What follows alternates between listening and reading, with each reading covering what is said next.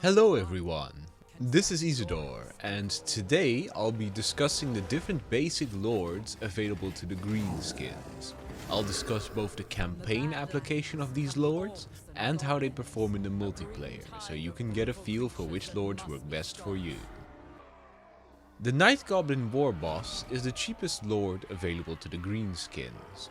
While he's definitely no slouch in combat, his biggest appeal lies in his special abilities, which include his poison attacks and his special ability Spite of the Bad Moon, which gives him and all nearby friendly units increased missile parry if they have shields, and gives them expert charge defense, rendering them safe from the charges of just about anything, including monsters and cavalry. He also has the Wag ability to dramatically increase the melee attack of nearby infantry, and the Stand Your Ground ability, which increases nearby units' melee defense and leadership. In the multiplayer, the Night Goblin Warboss will be your go-to warboss if you want to invest as little gold in your lord as possible. If you mount the little runt on a cave squig, he becomes surprisingly deadly, as he gets some major stat bonuses and gets both armor piercing attacks and a bonus against infantry. This, combined with his poison, actually lets him outfight heroes that are otherwise much stronger than him. Even Grimgore and Karl Franz, which is spectacular considering his low cost. However, while I do recommend mounting him on a squig, be wary not to send him into fights with anti-large units, as his armor is pretty bad even on the squig, and be aware that his damage is much lower against other large units. Considering his fairly cheap cost, make sure you get all of his special abilities, as they're all powerful unit buffs. Wag, Stand Your Ground, and Spite of the Bad Moon can give you a massive amount of buffed stats. In the campaign, the main reason you'll recruit Night Goblin Warbosses is either to start a Goblin-only army and buff them through the Night Goblin Warboss's skill tree, or to use the special skill Dripping Tips in the Night Goblin Warboss's skill tree to give all your orcs and other units poison. If you run him in a goblin army, invest heavily in skills that buff your forces. If you run him in an orc army, get Dripping Tips and invest the rest of your skills into the utility skills in the bottom tree or the combat skills in the top tree. Note that the Goblin Warboss does not provide the goblin specific buffs that he does in the campaign in the multiplayer. The Orc Warboss is all about combat prowess and a cheap package.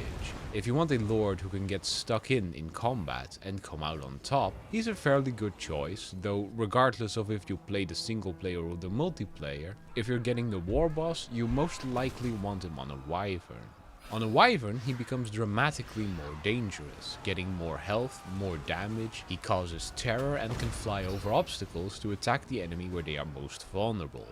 The only drawback of a Wyvern mounted Warboss is that he may end up getting caught up in aerial combat, and the Greenskins have a lack of units that can support him in that. Since he becomes a bigger target on a Wyvern, he also becomes a prime target for enemy artillery or ranged units, so try not to let them tear him to bits while he's hovering in mid-air. If you want him to be less of a big target, putting him on a boar is also a good idea. It makes all his attacks armor piercing, while only making him a marginally bigger target. For support, he also has the Wag ability and the Stand Your Ground ability, as per the Night Goblin Warboss. In the single player, it's probably for the best if you focus on increasing the Orc Warboss's personal combat power. He can buff his other units through his skills, but that's not his specialty. His job is to be a no-nonsense combat monster. If you want a cheap spellcaster as your lord, you can get the Goblin Great Shaman. He uses the Little Wag, so he has an abundance of different debuffing spells, which make him an excellent support lord, hanging around the back lines while casting spells. Of his spells, his best ones are no doubt Night Shroud and Itchy Nuisance. Night Shroud hamstrings enemy ranged units by reducing their accuracy and dramatically reducing their sight radius, which makes them a lot easier to sneak up on with stealth units. Itchy Nuisance cripples enemy melee units by reducing their melee attack and melee damage drastically. Both of these can give you a great advantage. it. Mix that with the stand your ground ability and the shaman can turn battles around really easily, even when his forces are horribly outmatched, which makes him ideal in quantity over quality army, where his buffs and debuffs make the biggest difference. Another reason to take the Great Shaman is for the passive effect of the Little Wag lore, which reduces the rate at which the enemy recharges power points. Though obviously this passive is useless against enemy armies without wizards, and particularly against dwarven forces. His main weakness lies in his own lack of combat power. Like many other spellcasters, he's among the weakest lord when it comes to combat power, so if he gets engaged by an enemy lord or hero, he'll probably lose without outside intervention. One way to get around this is by giving him a wolf to ride around on. This dramatically increases his speed and allows him to outrun just about anything. A second weakness is that, unlike the Warboss lords, the Great Shaman only gets one ability with which to support his troops, so he's heavily reliant on his power points and the winds of magic to do well. If you accidentally spend too many power points, he'll become a lot less powerful for the rest of the battle.